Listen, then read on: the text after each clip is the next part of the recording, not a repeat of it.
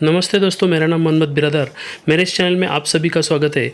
आज एक बहुत ही इंपॉर्टेंट सब्जेक्ट हम लेकर आए हैं और वो सब्जेक्ट है इलेक्ट्रिक ट्रैक्टर, या फिर हम उसको बोलते हैं कि ई ट्रैक्टर या एनवायरनमेंट फ्रेंडली ट्रैक्टर।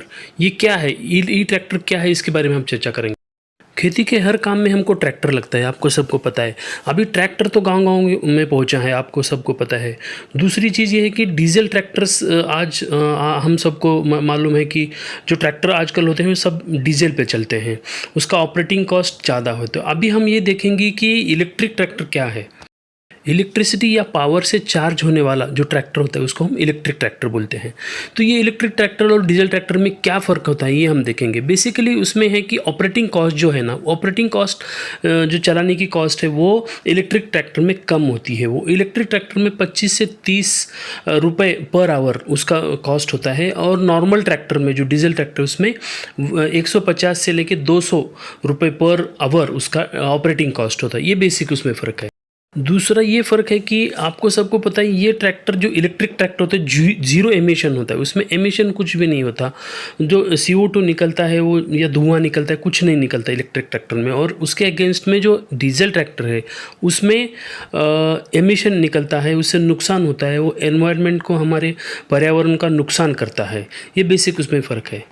ये स्पेशलिटी क्या है, ये ट्रैक्टर की, इलेक्ट्रिक ट्रैक्टर की हम देखेंगे। उसमें क्या क्या फ़ीचर्स है, क्या अच्छी बातें हैं ये देखेंगे। इसमें चार्जिंग बैटरी होती है स्पेशलिटी। तो चार्जिंग की बैटरी होने के कारण हम उसको चार्ज कर सकते हैं और उसको हम चला सकते हैं। ये बेसिक उसमें स्पेशलिटी होता है। दूसरा फीचर उसमें ये है कि डीजल इंजन में, जैसे आपको पता है, 300 प्लस पार्ट्स होते हैं उसमें। जो ऑटोमोबाइल इंडस्ट्री है, ऑटोमोबाइल होता है, तो डीजल इंजन में 300 प्लस पार्ट्स होते हैं। लेकिन ये ट्रैक्टर में, इलेक्ट्रिक ट्रैक्टर में वो इतने पार्ट्स नहीं होते, बहुत कम पार्ट्स होते हैं उसमें। अभी हम ये देखेंगे कि ई ट्रैक्टर में क्या फैसिलिटीज़ है। बहुत सी स्पेशल फैसिलिटीज़ है जिसके लिए ये ट्रैक्टर बना है। वो क्या क्या है?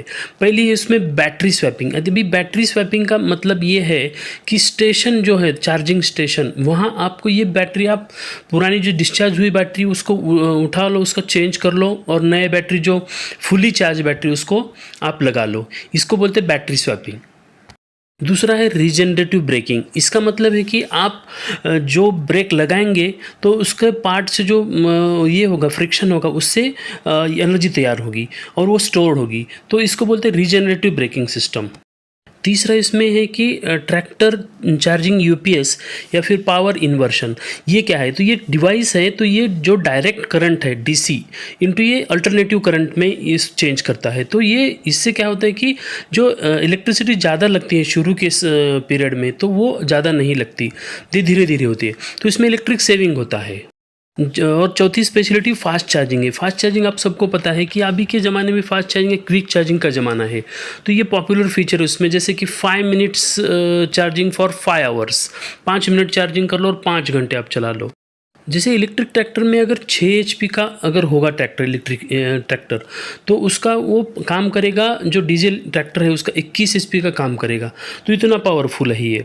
और दूसरा उसमें ये है कि जो ट्रैक्टर का जो एवरेज है, वो अगर एक बार आप उसको चार्जिंग करेंगे बैटरी का, तो उसको 75 किलोमीटर्स तक ये लंबा दूरी तक चल जाएगा।